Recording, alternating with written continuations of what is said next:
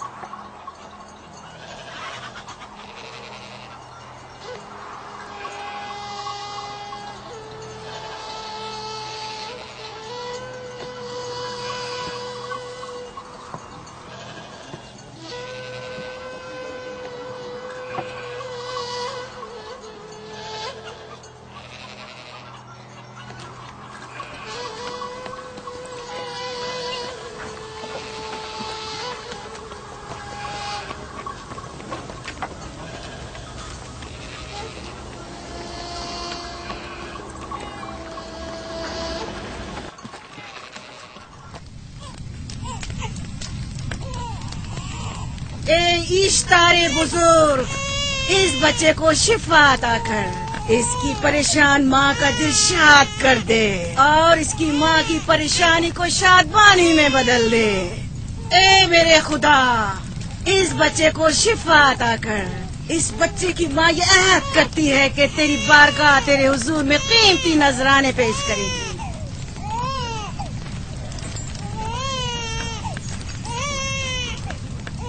میں نے اشتار عظیم سے تمہارے بچے کی زندگی کی دعا کی ہے، اس نے میری دعا سن لی۔ جاؤ اور اپنے بچے کی اس طرح تربیت کرو کہ وہ بڑا ہو کر اشتار کا پیروکار بنے۔ آپ کی اشتار عظیم کی بہت بہت مہربانی۔ اشتار مہربان پہ درود و سلام ہو، آپ کی بہت بہت مہربانی۔ میرا بچہ موت کے دہانے پر تھا، آپ نے اسے نئی زندگی بخشی۔ اشتار عظیم بزرگ اشتر کو سلامت رکھے،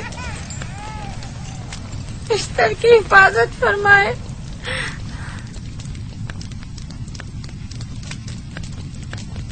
یقیناً یہ بچہ بھی ہمارے بچے کی طرح شفا یاب ہو جائے گا۔ ہاں، اشتار مہربان اور قدرت مند ہے، یقیناً اسے بھی شفا دے گا۔ یقیناً ایسا ہی ہے۔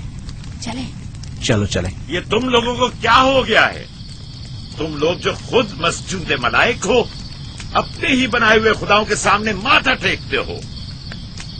تمام کائنات انسان کی تابع ہے، پھر بھی تم ان بے جان پتھروں اور بتوں کے سامنے سر جھکاتے ہو۔ تم یہ سب باتیں اپنے تئیں کر رہے ہو اور بیکار میں ہمارے خداؤں کی توہین کر رہے ہو۔ میں خود سے یہ باتیں نہیں کہہ رہا ہوں، میں خدا کا نبی ہوں اور میری باتیں کلام الہی میں سے ہیں۔ یہ کتاب وہ آسمانی صحیفہ ہے جو میرے جد حضرت ابراہیم علیہ السلام پر نازل ہوا۔ میں ان کے دین کا پیروکار ہوں اور اس کتاب کی ترویج اور تبلیغ پر مامور ہوں۔ میں خود سے کچھ نہیں کہہ رہا۔ اس آسمانی کتاب میں یہ بھی لکھا ہے کہ تم ہمارے خداؤں کی توہین کرو۔ میں توہین نہیں کر رہا، صرف سوال کر رہا ہوں۔ اگر جانتے ہو تو جواب دو، اگر نہیں جانتے تو قبول کرو۔ میں آپ سے پوچھتا ہوں، اشتار کی عبادت گاہ کے بت تمہارے خالق ہیں یا تمہاری مخلوق؟ تم لوگ اشتار کے حکم کے تابع ہو یا وہ تمہارے تابع ہے؟ اشتار تم پر حکم چلاتا ہے یا تم اس پر؟ اگر اشتار ایک کمزور اور ناتواں پتھر ہے تو پھر اس نے کس طرح ہمارے بیٹے کو شفا بخشی؟ صحیح کہہ رہا ہے، ہم نے بھی دیکھا ہے۔ ہاں یہ ٹھیک کہتا ہے، اشتار نے اس کے بیٹے کو شفا دی، میں نے دیکھا ہے۔ وہ حکیم و دانا جس نے تمہاری آوزاری سنی، اسی نے تمہارے بچے کو شفا بخشی۔ تاکہ اشتار نے، تم نے اگرچہ غیر خدا سے لو لگائی اور غیر سے ہی مدد طلب کی، لیکن وہ جو تمام بندوں کے حالات سے واقف ہے، اس نے تمہاری حالت زار پر رحم کیا اور تمہارے بچے کو زندگی بخشی۔ تمہارے پاس بصارت تو ہے لیکن بصیرت نہیں۔ تم نے اشتار کو دیکھا لیکن حقیقی شفا دینے والے کو نہیں دیکھا۔ یعقوب کی باتوں کا خلاصہ یہ ہے کہ ہم اپنے خداؤں کو چھوڑ کر اس کے خدا کی عبادت کریں۔ کیوں؟ صحیح کہا نا؟ بھلا ہمارے خداؤں سے ہمیں کیا مل گیا جو تمہارا خدا دے گا؟ میں تم لوگوں کو خدا یکتا کی پرستی کی دعوت دے رہا ہوں، کائنات کی ہر شے سے بالا۔ ہم کیا جانے کہ تمہارا خدا باقی دیگر خداؤں سے بہتر و برتر ہے؟ کیا معلوم کہ تم اور تمہارا خدا معبود اشتار کے کاہن کی طرح زیم و زر جمع کرنے اور اپنے منافع کے اصول کی فکر میں نہیں ہو؟ سب جانتے ہیں کہ میں لابان کا غلہ کراتا ہوں اور میرے پاس اپنا ذاتی کچھ نہیں ہے۔ کیا میں نے اب تک آپ لوگوں سے اجرت طلب کی ہے؟ کیا اب تک سوائے محنت و مشقت کے کچھ اور کرتے دیکھا ہے؟ اگر بعد میں اجرت طلب کر لی تو؟ اب تک تمہارے پاس طاقت نہیں تھی، ورنہ تم بھی کاہنوں سے کچھ کم نہیں ہوتے۔ تم سب ایک جیسے ہو، صرف اپنے مفادات کی فکر میں رہتے ہو اور اپنے پیٹوں کو بھرنے اور خزانوں کے انبار جمع کرنے میں لگے رہتے ہو۔ تم حق بجانب ہو۔ تم نے اپنا اکلوتا بیمار بیٹا کھویا ہے اور کسی نے بھی تمہاری مدد نہیں کی، نہ ہی ایسٹر جادوگرنی نے اور نہ ہی معبود کے خدا اشتار نے۔ اگر تمام خداؤں سے بھی منہ موڑ لو تب بھی حق بجانب ہو۔ مجھے معبود کے عاجز خدا اشتار سے کوئی سروکار نہیں۔ میں تمہارے نادیدہ خدا کے بارے میں بات کر رہا ہوں۔ ہم نے ان بے جان پتھروں کے خداؤں سے کیا کچھ نہیں سہا، اب کسی اور خدا کے متحمل نہیں ہو سکتے۔ معبود کے کاہن آ گئے۔ یہاں سے جلدی نکلو۔ بھاگ جاؤ فارس، بھاگ جاؤ۔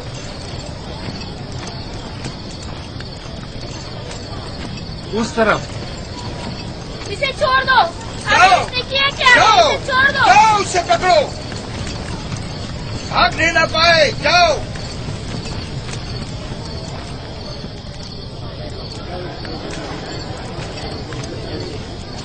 اگر حاکم لابان کے داماد نہ ہوتے تو تمہارے ساتھ وہ کرتا کہ. مجھے تم سے اور کاہنوں سے کوئی خوف نہیں. جاؤ یہاں سے. اور مزید یعقوب کی کفر آمیز باتوں پر کان مت دھرو. کیا دکھائی نہیں دے رہا کہ یعقوب کی کفر آمیز باتوں کی وجہ سے فدان کو قحط کا سامنا ہے؟ چلو پہلے یہاں سے چلو. غضب نازل ہو جائے. چلو یہاں سے جلدی چلے. چلو چلیں. چلو جاؤ. غیظ و غضب میں مبتلا ہو جائے. چلو یہاں سے جلدی کرو. آ جاؤ تم بھی آ جاؤ. چلو بھائی تم بھی یہاں سے چلو.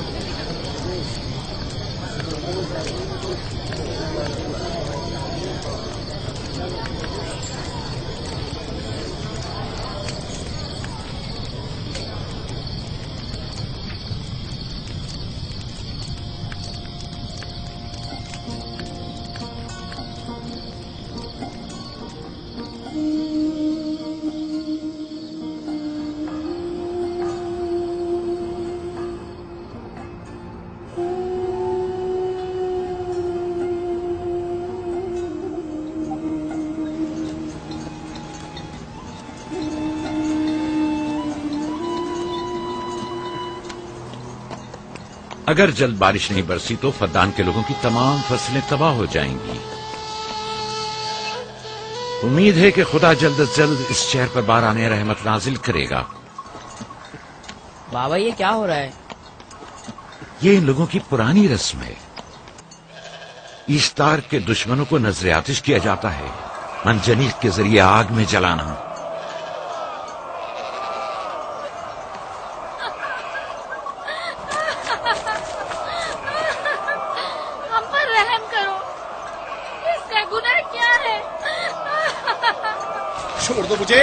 چھوڑ دو مجھے. آخر میرا گناہ کیا ہے؟ میں نے کیا ہے؟ چھوڑ دو مجھے. تم بھی نگرانی کرو، میں دیکھتا ہوں کیا ہو رہا ہے. چھوڑو مجھے. میرا گناہ کیا ہے؟ میں نے کیا ہے؟ چھوڑو مجھے.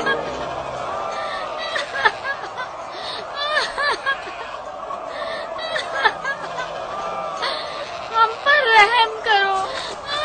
چھوڑ دو مجھے. میرا گناہ کیا ہے؟ میں نے کیا ہے؟ چھوڑو مجھے. چھوڑ دو مجھے. اسے چھوڑ دو. یعقوب چرواہا ہے، حاکم لابان کا بھانجا. کائن محترم ہم پر رحم کرے. فارس نے کچھ نہیں کیا. یہی سزا ہے. فدان کے لوگوں میری مدد کرو، میں بے گناہ ہوں. فارس کو سزا ملنی ہی چاہیے.